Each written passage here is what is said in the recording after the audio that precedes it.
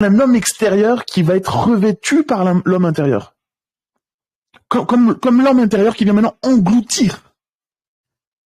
Donc la foi qui vient engloutir les sens charnels. La foi qui vient engloutir la vue. C'est pour ça qu'on a quelqu'un comme Jésus qui marche sur l'eau, quoi. Le gars, il marche sur l'eau. Il y a un tourbillon, il n'a pas peur. On veut le lapider, il n'a pas peur. Il passe à travers. Il disparaît.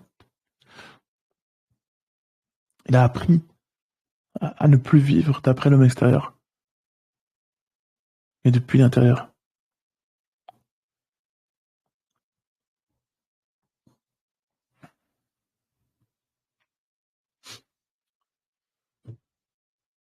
L'idée, en fait, c'est que ça se joue, en fait, dans le regard. Et il est où, le 2 Corinthiens 4 ? Ça se joue ici.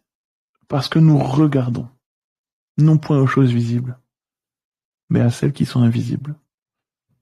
Changer de regard, c'est changer de vie. Quand tu changes de regard, tu passes de l'intérieur tu passes de l'extérieur à l'intérieur. C'est le regard qui définit dans quel homme tu vis. C'est pour ça qu'il faut que le Saint-Esprit te donne la vue. Il faut que le Saint-Esprit t'ouvre les yeux, t'ouvre l'intelligence, illumine les yeux de ton intelligence pour que tu puisses vivre d'après l'homme intérieur. Et la pensée, c'est que ces yeux intérieurs, ce regard intérieur, viennent engloutir le regard extérieur. Parce que quand la considération, quand la perception, quand l'intelligence de ton esprit engloutit ton intelligence charnelle, ta compréhension humaine, ton entendement humain, alors finalement c'est l'homme extérieur qui paraît. Et du coup, c'est l'homme intérieur qui paraît à l'extérieur. Dieu veut faire paraître la nouvelle création. Il veut faire paraître ces hommes intérieurs créés à son image par le moyen du renouvellement d'intelligence. Parce que quand l'intelligence est renouvelée, tu es transformé. C'est ce qu'il dit dans Romains 12. Verset 2, ne vous conformez pas au siècle présent, mais soyez transformés par le renouvellement de l'intelligence. Par le renouvellement de l'intelligence. Afin que vous discerniez quelle est la volonté de Dieu. Donc tu changes de considération, tu changes de regard. Là, quand la partie intérieure engloutit la partie extérieure, quand la partie rouge vient engloutir la partie bleue, c'est ce qu'il appelle la transformation. Transformation. C'est-à-dire, je vis à l'extérieur, mais depuis l'intérieur. Je vis dans la chair, mais depuis l'esprit. C'est ce qu'il appelle la transformation. Transformation. C'est ton homme intérieur qui paraît, c'est ton homme extérieur qui est changé à l'image de l'homme intérieur. Donc en fait, l'homme extérieur meurt, détruit, périt, disparaît pour laisser apparaître l'homme intérieur. Et il appelle ça la transformation, et il le fait par le moyen du renouvellement de l'intelligence. Renouvellement de l'entendement. Renouvellement de la compréhension. Transformation par le moyen du renouvellement de l'intelligence. Et littéralement, transformation, c'est transfiguration. Métamorpho. Donc ça donnait métamorphose. Donc c'est transfiguré. C'est comme ce qu'on a vu. Il fut transfiguré devant eux, son visage resplendit comme le soleil, ses vêtements devinrent blancs comme la lumière. C'est ce qui s'est passé à la montagne de la transfiguration. On a vu le visage de de Jésus qui devient lumière. On a vu ces vêtements qui deviennent éclatants comme la lumière, parce qu'en fait, c'est l'homme intérieur qui est apparu à l'extérieur. Donc Pierre, Jacques et Jean ont vu l'homme intérieur de Jésus. Ils ont vu le Christ. Oh Jésus. Pierre, Jacques et Jean ont vu la transformation, la transfiguration de Jésus-Christ sur la montagne. Et c'était l'engloutissement, c'était du coup l'intérieur qui a débordé, qui a complètement englouti l'homme extérieur. Donc ça montre un peu quel niveau de renouvellement d'intelligence Jésus avait pour avoir un visage qui brille comme le soleil. Quelle plénitude de connaissance de la divinité Jésus avait atteint en 30 années de vie. Quelle croissance. Transformation par le moyen du renouvellement de l'intelligence. C'est la transfiguration.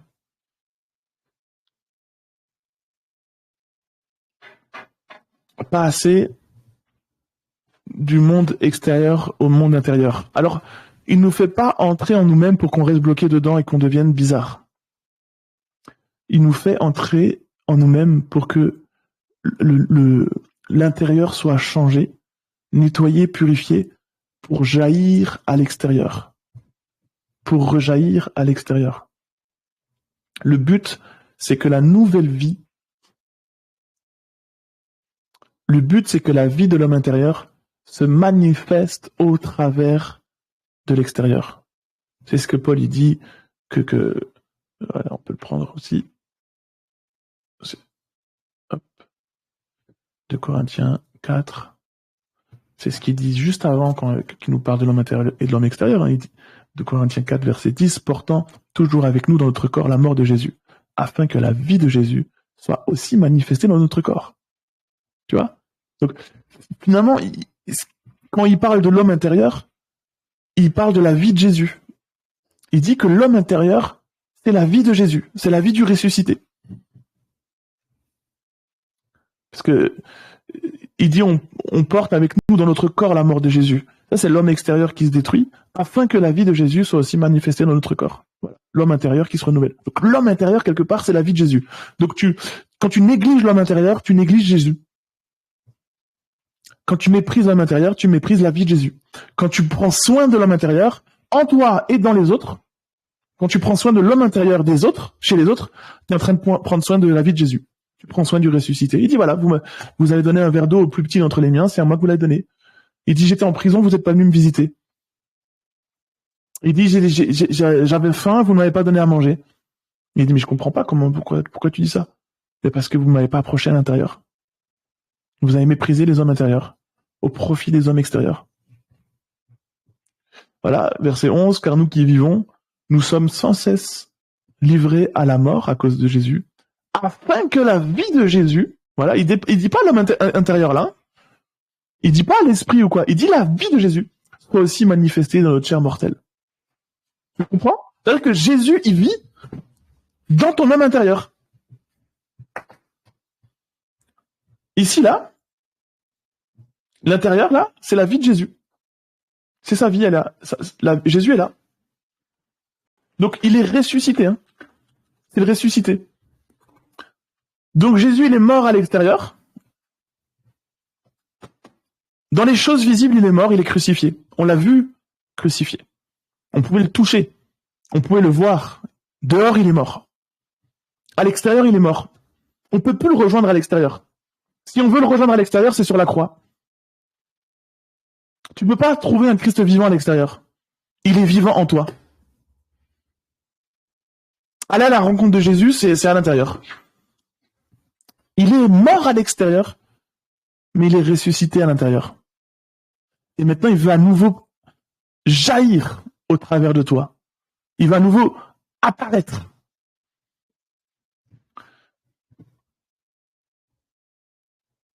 Tu vois, si je prends un Corinthiens 15 au verset 3, par rapport à l'évangile, Christ est mort pour nos péchés, il a été enseveli, ça c'est à l'extérieur. Voilà, c'est dans le monde bleu, ici. au niveau de l'homme extérieur, Christ est mort, il a été enterré. Voilà. Donc, il est mort à une considération, il est mort à un regard. Il y a le fait de regarder aux choses visibles, ça doit mourir, ça doit être crucifié. Marcher par la vue, ça doit mourir. Et on te dit, mais il est ressuscité le 3e jour, et il est apparu. Donc la résurrection, c'est dedans. Génial. C'est vraiment génial. Christ est mort et enterré au niveau du bleu, là, à l'extérieur. Mais la résurrection et l'apparition, c'est au niveau du rouge. Donc maintenant, je pourrais mettre ici, là, la vie de Jésus. Il n'y a pas trop de place, mais résurrection. Oula. Résurrection. Voilà. Et du coup, je pourrais même me permettre de mettre... Qu'est-ce qui m'empêche de mettre apparition ici? Tu vois? Hop. Est-ce qu'on peut le tourner après ça? Voilà. Apparition, les petites flèches bleues. Et du coup, tu vas avoir un changement de regard. C'est lié aussi au regard qui change. Parce que s'il apparaît au travers de toi, mais que le Dieu de ce siècle aveugle l'intelligence, son apparition ne sera pas appréciée. Son avènement ne sera pas aimé. Et ça serait triste. Mais il est écrit que tout œil le verra. Donc la bonne nouvelle, c'est que à un moment donné, tout le monde va regarder aux choses invisibles. Vu qu'il est écrit que tout œil le verra, à un moment donné, on peut être sûr que tout le monde va regarder aux choses invisibles. Voilà, au détriment des choses visibles. Voilà. Bah, très bien, c'est pas mal déjà.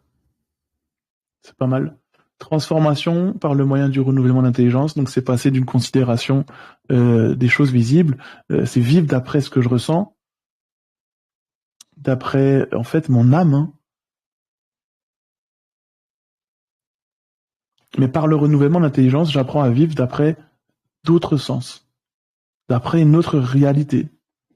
Et dans la dimension intérieure, mes sens, c'est ma foi. Dans la dimension, mon homme intérieur, il vit d'après ce qu'il croit. Il vit d'après ce qu'il croit. Or la foi vient d'où? Hop. La foi vient de ce qu'on entend. Romains 10. Ainsi, la foi vient de ce qu'on entend.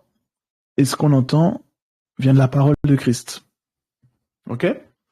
Donc, si on marche plus par la vue, mais qu'on marche par la foi, on ne regarde pas aux choses visibles, mais on regarde aux choses invisibles. Comment je peux vivre dans cette dimension? En entendant la parole. En écoutant. Entendre la parole. Donc mon homme intérieur grandit en foi. Voilà. Mon homme intérieur se muscle, se fortifie, se renouvelle par la parole. En entendant la parole.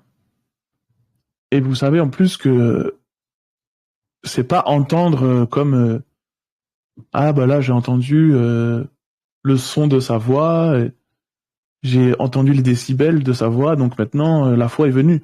Non, c'est entendre depuis l'homme intérieur. Donc akoué, ça veut dire généralement traduit par oreille. La foi vient de tes oreilles. Que celui qui a des oreilles pour entendre, entende. C'est généralement traduit par comprendre.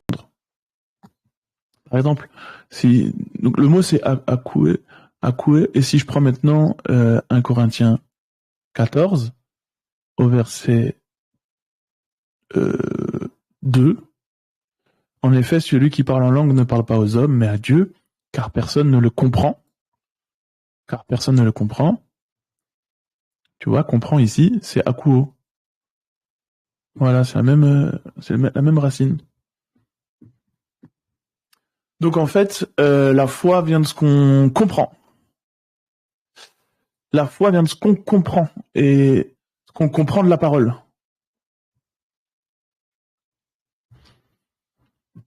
C'est pour ça que les prières de Paul, c'était vraiment je prie le Père de gloire qu'il illumine votre compréhension, qu'il illumine votre entendement. C'était ça les prières de Paul. Parce que si l'entendement s'illumine, la foi est bâtie. Mais par contre, si l'entendement s'obscurcit, devient ténèbres, alors la foi est détruite. La foi vient de ce qu'on entend, et ce qu'on entend vient de la parole. Voilà, vous voyez. Et les prières de Paul étaient dans ce sens. Éphésiens 1, 15, 16. Je ne cesse de rendre grâce pour vous, faisant mention de vous dans mes prières, afin que le Dieu de notre Seigneur Jésus-Christ, le Père de gloire, vous donne un esprit de sagesse et de révélation dans sa connaissance, et qu'il illumine les yeux de votre cœur, pour que vous sachiez quelle est l'espérance qui s'attache à son appel. Et après, il le dit dans Éphésiens 4 d'une autre manière, qui est très bien aussi. Verset 20, « Mais vous, ce n'est pas ainsi que vous avez appris Christ, si du moins vous l'avez entendu, et si conformément à la vérité qui est en Jésus, c'est en lui que vous avez été instruits à vous dépouiller, eu égard à votre vie passée du vieil homme qui se corrompt par les convoitises trompeuses, à être renouvelé dans l'esprit de votre intelligence. » Voilà. Vous voyez ? Être renouvelé dans l'esprit de votre intelligence. Pour être transformé, en fait. Et il dit, et à revêtir l'homme nouveau. Tu revêts l'homme nouveau par le renouvellement de ton intelligence. Donc en fait, ce qu'on comprend de la parole, ce qu'on comprend de ce que Dieu a dit aux hommes au travers de Jésus, au travers de la loi, au travers des prophètes, mais c'est super important. Voilà, Jésus disait aux pharisiens, vous comprenez ni les Écritures, ni la puissance de Dieu. Et en fait, vous passez à côté de la vie éternelle. Les Écritures renferment la vie éternelle. Si vous pouvez seulement entendre, comprendre, voir de quoi Moïse a parlé, vous verrez qu'il parlait de moi, mais vous ne voulez pas venir à moi. En fait, vous n'avez pas compris Moïse. Et du coup, vous ne pouvez pas venir à moi et vous ne pouvez pas avoir la vie éternelle. Et c'est... La vie éternelle, c'est qu'ils te connaissent. Donc la connaissance, ce que ton cœur connaît, c'est super important. Je retourne dans Romains 10.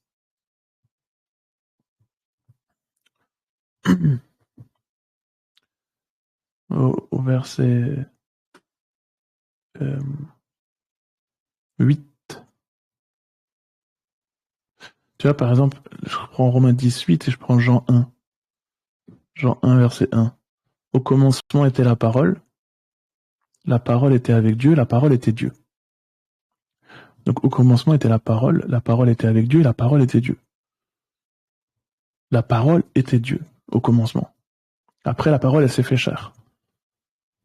Donc, Dieu s'est fait chair. Il a envoyé sa parole. Mais Paul, il dit, la parole est près de toi. Donc, Dieu est près de toi. Dieu n'est pas loin. Il n'est pas loin dehors. Dieu n'est pas loin à l'extérieur. On ne cherche pas Dieu dehors. On ne le cherche pas dans les choses visibles.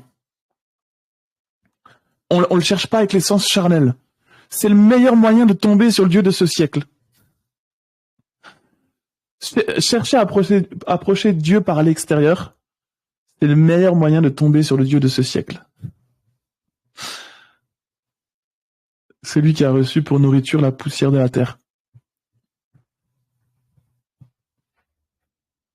Tu te rends compte, David, il dit, mon âme est attachée à la poussière de la terre. Mon âme s'est liée avec la poussière de la terre. Mon âme a fusionné avec la poussière de la terre. Et le serpent a reçu pour nourriture la poussière de la terre. Donc, le serpent a reçu pour nourriture quelque chose auquel ton âme s'est attachée. Nos âmes se sont attachées à la nourriture du serpent, à ce que le serpent mange, ce sur quoi il se déplace, puisqu'il se déplace sur son ventre. Donc on ne peut pas faire confiance à nos âmes, à ce qu'elles ressentent. Il faut qu'elles soient purifiées. Vous avez purifié vos âmes en obéissant à la vérité.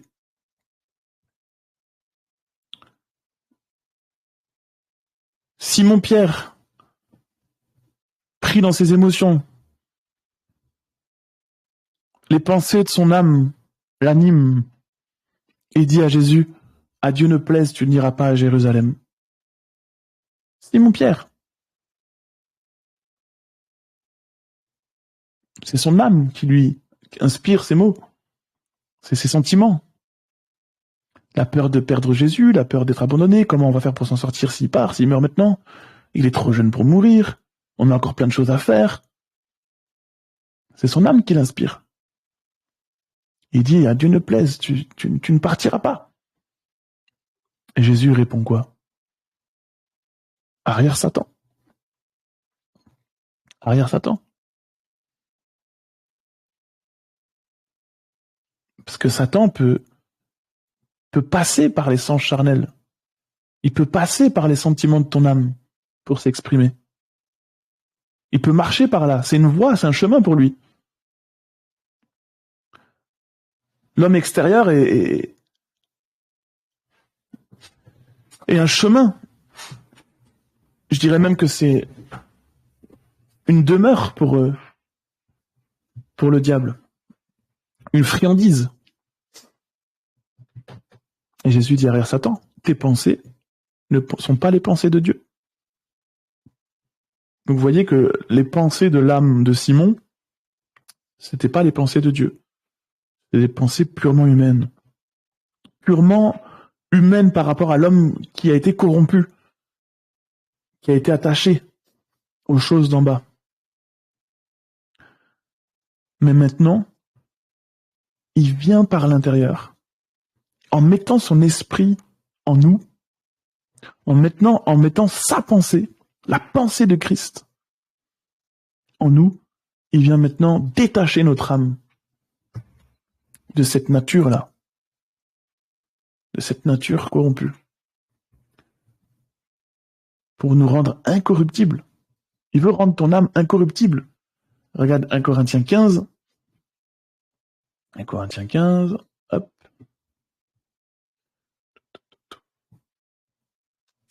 Au verset 54. Non, 53. 53. Il faut que ce corps corruptible revête l'incorruptibilité. Ce corps corruptible revête l'incorruptibilité. Et je vous rappelle Éphésiens 4, verset 22, c'est en lui que vous avez été instruits à vous dépouiller, eu égard à votre vie passée, du vieil homme qui se corrompt par les convoitises trompeuses, et à être renouvelé dans l'esprit de votre intelligence et à revêtir l'homme nouveau. Donc l'incorruptibilité de l'homme nouveau doit revêtir la corruptibilité du vieil homme, de l'homme terrestre. Hein. Voilà, il disait un peu plus haut, 1 Corinthiens 15, 49, et de même que nous avons porté l'image du terrestre, nous porterons aussi l'image du céleste. De même que nous avons porté l'image du terrestre, nous porterons aussi l'image du céleste. Voilà, le céleste, c'est lui, l'homme nouveau créé selon Dieu. Revêtir l'homme nouveau créé selon Dieu. Celui qui a l'image de Dieu, c'est l'homme intérieur. C'est pas l'homme extérieur. L'homme extérieur a été perverti, c'est une image qui a été trafiquée. Il y a eu un trafic. Colossiens 3,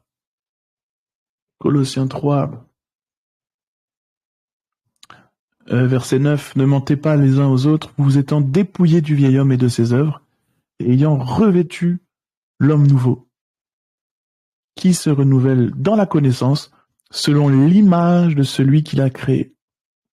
Voilà. Donc au fur et à mesure que tu te renouvelles par l'esprit, au fur et à mesure que tu te renouvelles dans la connaissance de Dieu par la révélation du Christ, au fur et à mesure, tu portes l'image du céleste. Tu passes de l'image du terrestre à l'image du céleste. C'est la même pensée que 2 Corinthiens 3, verset 18. Nous tous qui le visage découvert, contemplons comme dans un miroir la gloire du Seigneur. Nous sommes transformés en la même image. Voilà. Nous sommes transformés en la même image. On contemple le céleste et on est transformé en la même image.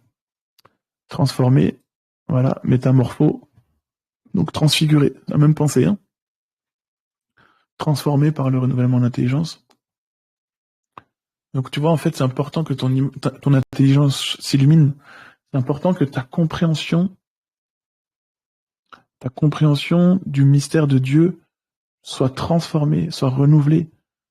Parce que ça va changer tes actions, ça va changer ton caractère, ça va changer ton comportement, et ça va donner accès à la vie de Jésus au travers de toi. En fait, la connaissance est le moyen que Dieu nous donne pour que son Fils se manifeste au travers de nous. La connaissance est un moyen pour que la vie de Jésus s'exprime. C'est pour ça qu'il dit que la connaissance enfle, mais l'amour édifie. Parce que la connaissance qui n'est pas utilisée dans l'amour du prochain, c'est une connaissance qui est vaine. Elle est en dehors de sa fonction. Dieu nous donne révélation, Dieu nous donne connaissance, Dieu nous donne sagesse, Dieu nous donne savoir, Dieu nous donne illumination pour que la vie de son Fils Jésus se manifeste au travers de nous. Et ses vertus, et le fruit de son esprit, et sa paix, et sa patience, et sa joie. Et c'est ça l'homme intérieur. Et c'est ça l'homme intérieur. Et c'est ça aussi être transfiguré. Voilà. Il va appeler ça aussi marcher en nouveauté de vie. Passer d'une vie à une autre. Passer de la vie du vieil homme à l'homme nouveau. Passer de la vie de l'homme intérieur à la vie de l'homme extérieur. C'est une métamorphose. Donc ça, il appelle ça métamorphose. Voilà. Métamorphose. On change d'apparence. On change de face. Et je vais vous montrer, par exemple, une chose assez mystérieuse dans Acte 6, verset 8, Étienne, plein de grâce et de puissance, faisait des prodiges et de grands miracles parmi le peuple. Après, on monte un complot contre lui pour le faire tomber. Verset 13, ils produisirent de faux témoins qui dirent cet homme ne cesse de proférer des paroles contre le lieu saint et contre la loi, car nous l'avons entendu dire que Jésus, ce Nazaréen, détruira ce lieu et changera les coutumes que Moïse nous a données. Verset 15, tous ceux qui siégeaient au Sanhédrin, ayant fixé les regards sur Étienne, son visage leur parut comme celui d'un ange. Son visage leur parut comme celui d'un ange. Comme si Étienne, comme si on leur avait donné de voir la transfiguration d'Étienne. Imaginez si nous sommes transformés en la même image de ce que nous contemplons au travers du livre. Si nous sommes transformés en la même image de ce que notre intelligence a entendu, de ce que notre intelligence a vu. Imaginez la compréhension d'Étienne. Imaginez le dévoilement d'Étienne. Et regardez le discours qu'il fait dans Acte 7. C'est terrible. C'est lui qui va dire Dieu n'habite pas dans des maisons faites par la main des hommes. C'est lui qui, fixant les regards vers le ciel, voit la gloire de Dieu. Et est transformé en la même image de gloire en gloire. C'est magnifique. C'est magnifique. Voilà. Bon. Hop.